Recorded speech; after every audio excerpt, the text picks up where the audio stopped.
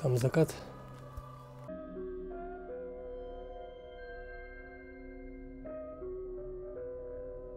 Тут есть кто-нибудь?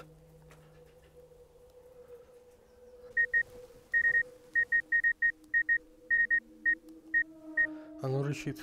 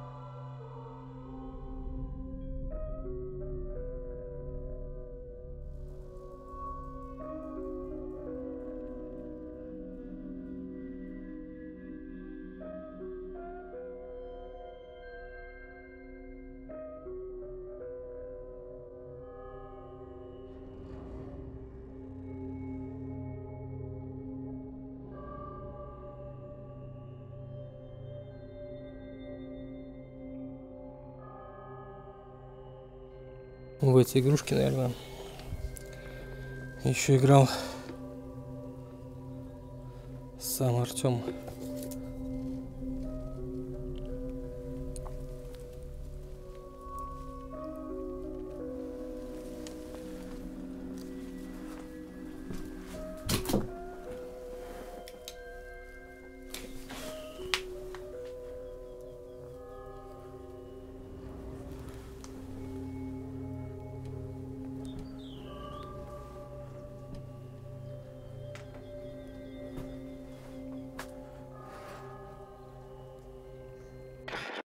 Друзья, так как я планирую здесь жить некоторое время, я думаю, мне нужно убрать этот весь бардак, привести дом в порядок.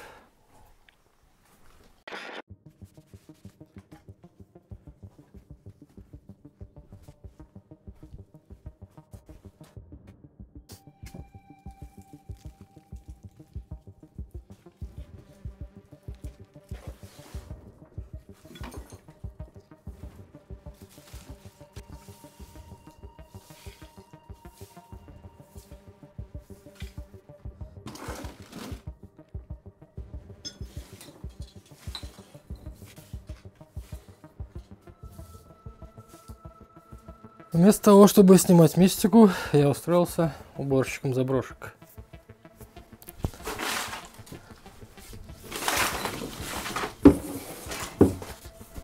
Итак, друзья, убрался как мог, пока что в одной комнате. Постарался сделать из нее все-таки детскую, расставил игрушки.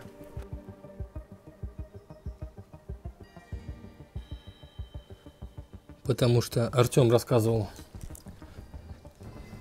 про движение игрушек. Историю я расскажу чуть позже. И да, друзья, вы часто пишете насчет белоснежных занавесок в домах заброшенных. Насчет белоснежного платья, например, как в прошлом видео. Ну, например, я покажу на примере этого дома. Здесь также самое висят белоснежные занавески, хотя вы видели, какая здесь была грязь.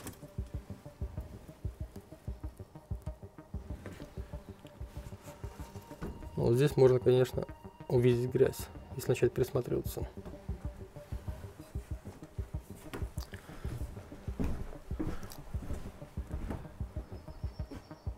Белоснежное полотенце.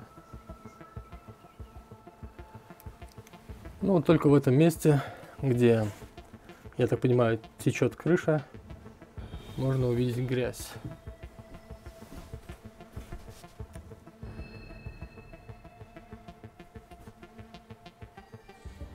На самом деле они не идеально белоснежные, но камера и белый свет дают такой эффект. Эффект чистоты. Так, теперь меня ждет уборка во второй комнате.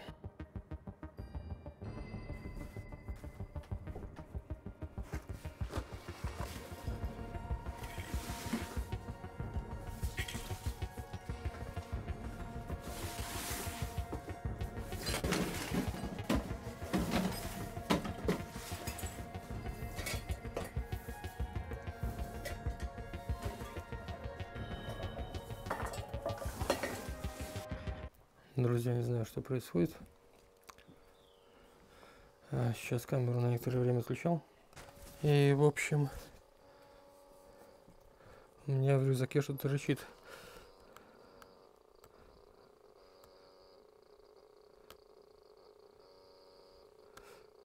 Возможно, это был плеер. Камера была выключена, потому что, чтобы не сажать всю батарейку, аккумуляторов на дольше хватило. Я подхожу, смотрю на рюкзак, оно рычит. Я быстрее побежал за камерой, включил, но оно уже переключилось на вот этот звук, который сейчас вы слышали. Это было жутко.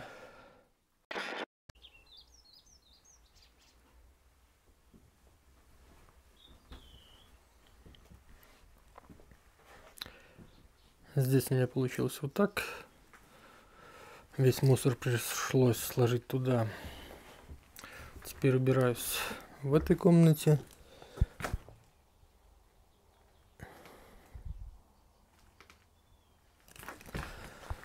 Так, подождите. Этот мяч лежал не здесь. Он был там. Сейчас я вспоминаю, как только я заходил, этот мяч был примерно где-то вон там, в том месте.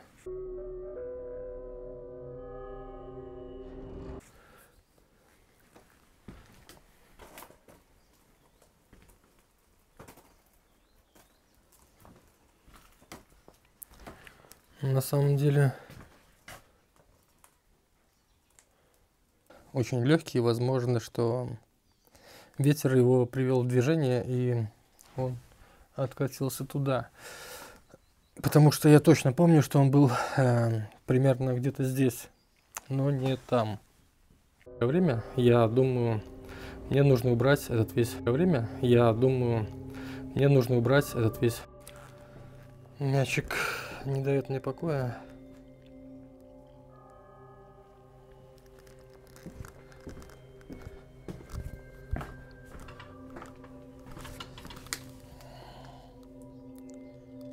Нет, все в порядке. Никакого сигнала от него нет. Но успеть убраться до вечера, скоро уже там закат. Скоро солнце сядет. Сейчас я вам покажу.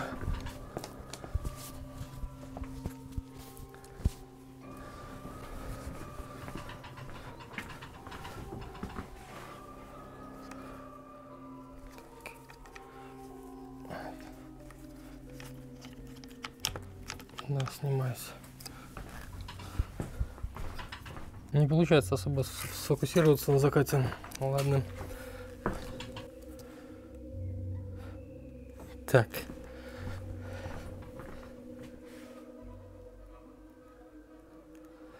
Ну, здесь, наверное, я его толкнул. Уже не знаю. Ерунда какая-то.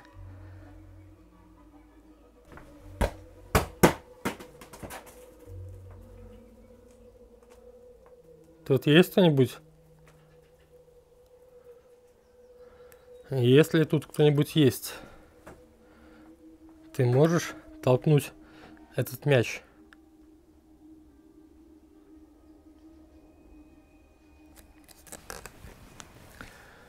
Видимо, не может. Ладно.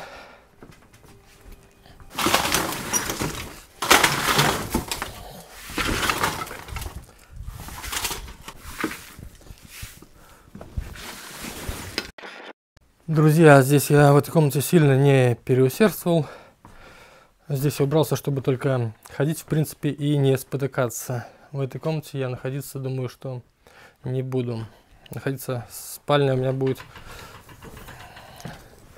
в этой комнате, на этом диване, потому что здесь все в порядке с окном, меньше ветра. В этой же комнате отсутствует окно.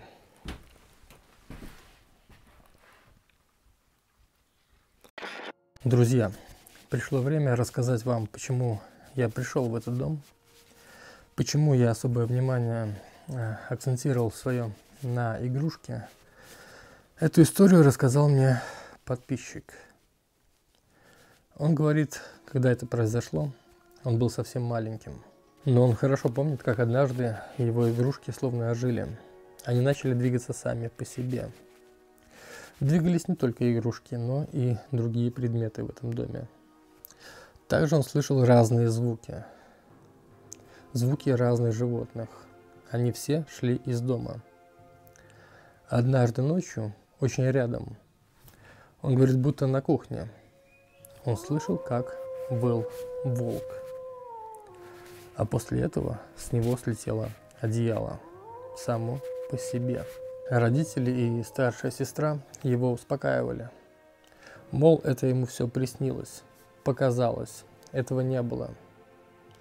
И действительно, все вскоре закончилось, а потом все снова началось. Вскоре вся семья покинула этот дом и больше никогда не возвращалась. Сейчас он вырос и хотел бы посмотреть, что здесь и как, но чувство страха, полученное в детстве, не дает ему сюда вернуться. Я решил это сделать вместо него. Я понимаю, что явление, которое мне описал Артем, называется полтергейстом. Он не так уж и редко встречается в природе.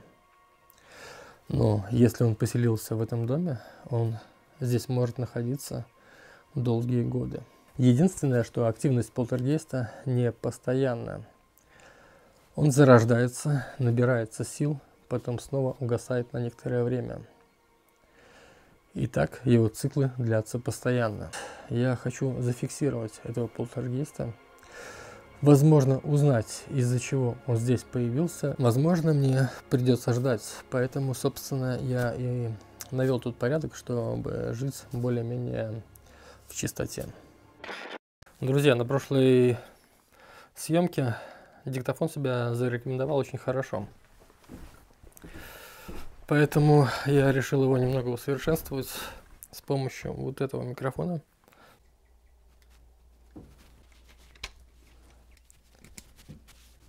Проверка микрофона. Раз, два, три.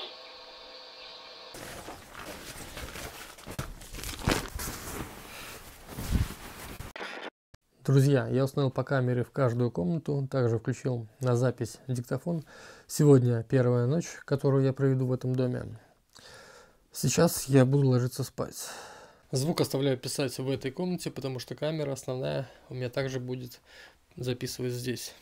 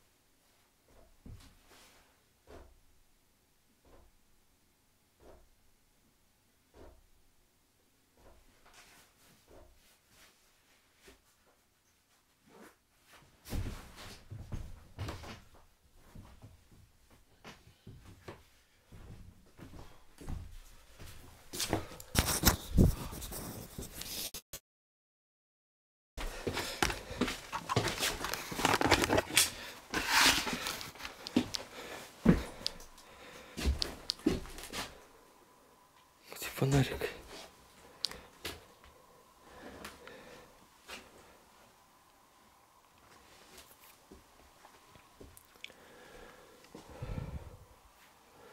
Тут что-то шумело.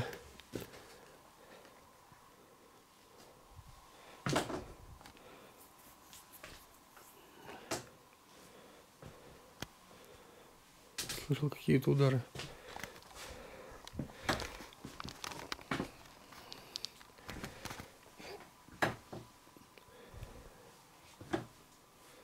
Давай, фокусируйся.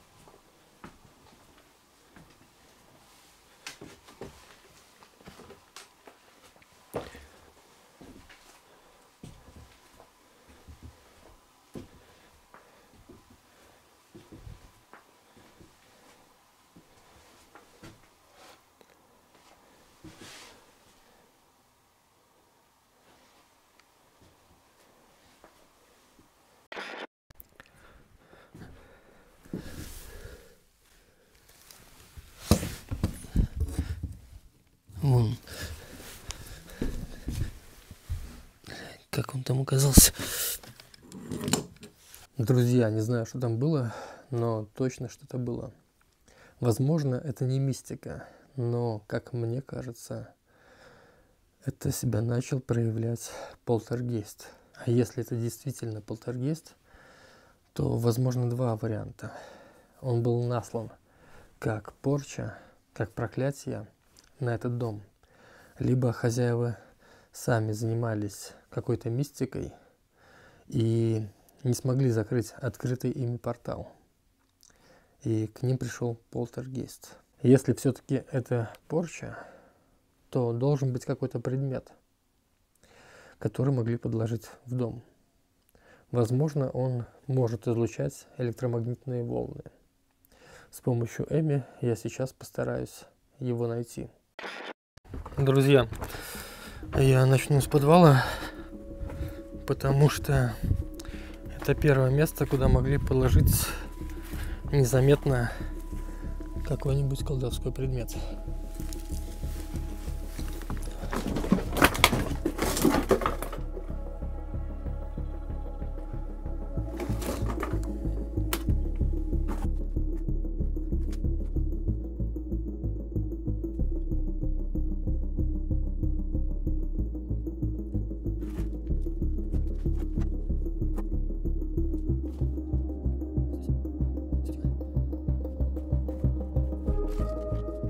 Здесь еще один подвал есть, еще один вход в подвал.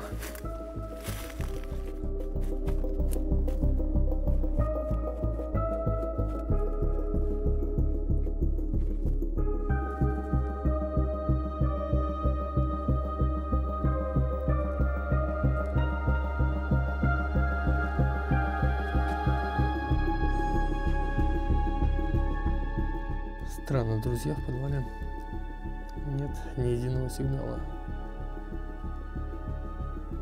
Вообще на Эми сегодня нет никаких сигналов.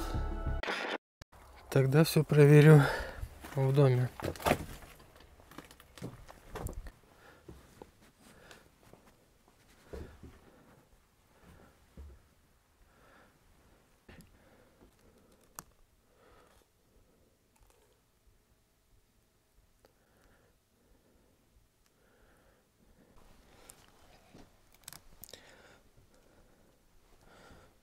Сейчас снова сигнал.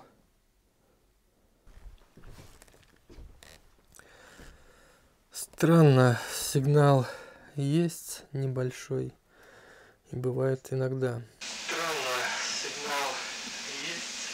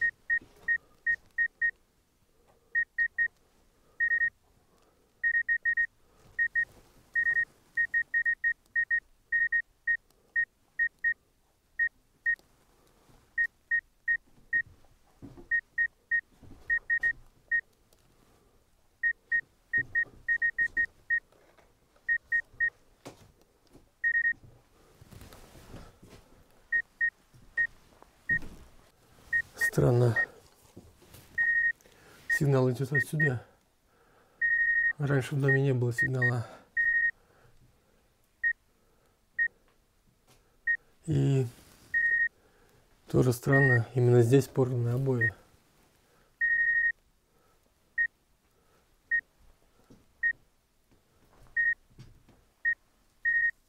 Возможно, что-то там на чердаке, именно в этом месте.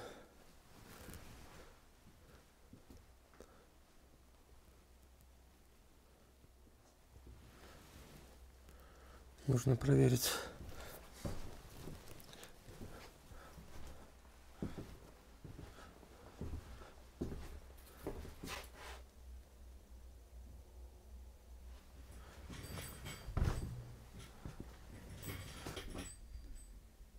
Что это?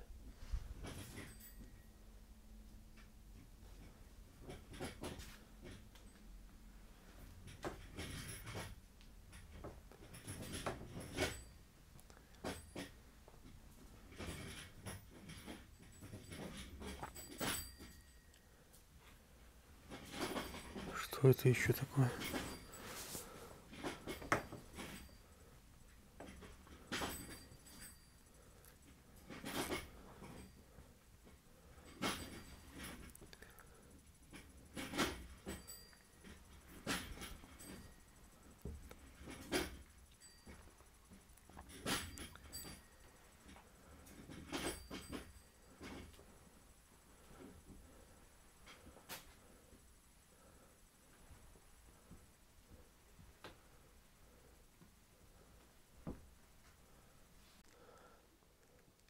Смотрите.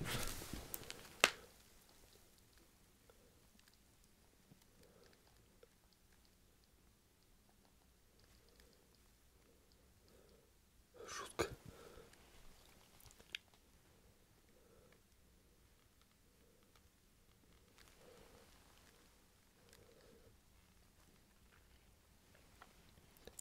Офигеть.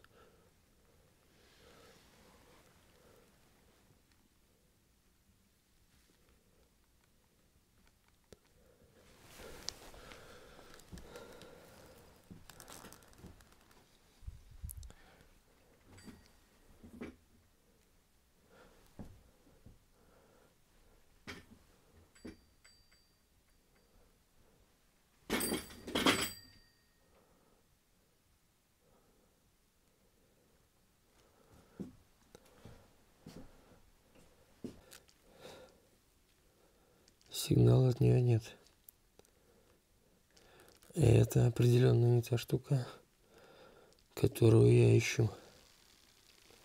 Можно на чердак.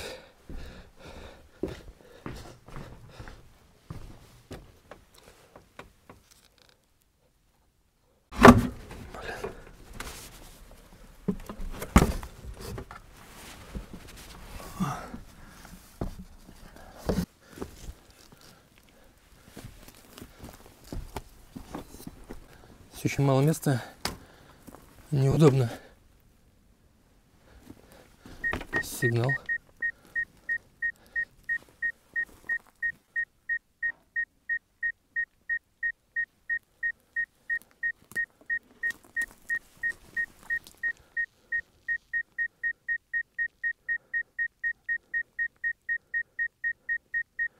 Здесь что-то есть.